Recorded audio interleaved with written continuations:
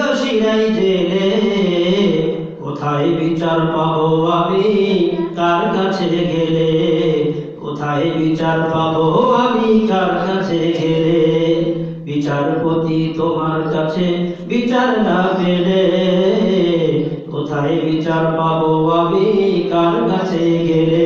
ঠিক কিনা বলেন? পৃথিবীতে যারা অন্যায় করে তাদের উকিল আছে, টাকা আছে, টাকা আছে, উকিল আছে, আর তারা অন্যায় করেও জেলের বাহিরে বুক ফুলে হাঁটে, কিন্তু ভালো মানুষগুলা আলেম ওলামা যারা আজকে জেলখানা ভরপুর। ঠিক কিনা বলেন? সঠিক বিচার নাই। দুনিয়াতে একটু খাইয়া যা, হাসরের ময়দানে তোদের জায়গা আরশের তলে মিলবে না, তোদের ঠিকানা হবে জাহান্নাম, সেখানে কোনো বাহাদুরি চলবে না। দুনিয়াতে মাতবরি করেছ, কিন্তু সেখানে কোনো মাতবরি চলবে না, সমস্ত কর্তৃত্ব হবে একমাত্র কার?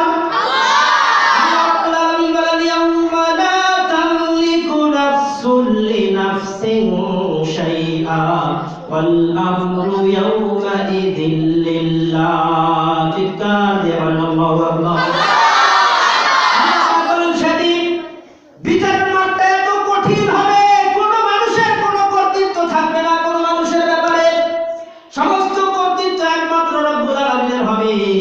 ওয়াল আমরু ইয়াউমা ইযিল লিল্লাহ, সমস্ত কর্তৃত্ব হবে কার? রব্বুল আলামিন বলেন, দুনিয়াতে একটু খায়া যা, অন্যায় কাজ কর, যত মানুষ কর। এটা সূরা 4-11 পৃষ্ঠার ভিতরে রয়েছে। ওদেরকে আমি ছাড় দেই, ছেড়ে দেই না, ওদেরকে সুযোগ দেই, হায়াত লম্বা দেই, যাতে করে তাদের শাস্তির মেয়াদটা একটু লম্বা করতে পারে, শাস্তির মেয়াদটা যেন লম্বা করতে পারে, সেজন্য ওদেরকে আমি ছাড় দেই, কিন্তু ছেড়ে দেই না, যাতে করে গুনাহ বেশি বেশি করতে পারে, সেজন্য বেশি গুনাহ করার সুযোগ দেই, কিন্তু ছাড় দেই, ছেড়ে দেই না, যাতে করে আযাবটা ভীষণ আযাব তারা ভোগ করতে হবে হাসরের ময়দানে। এজন্য আল্লাহ ওদেরকে ছাড় দেয়। নিজেরা অন্যায় করে বিচার করে, জেনা বিচার, সারা জীবন জেনা বিচার করে,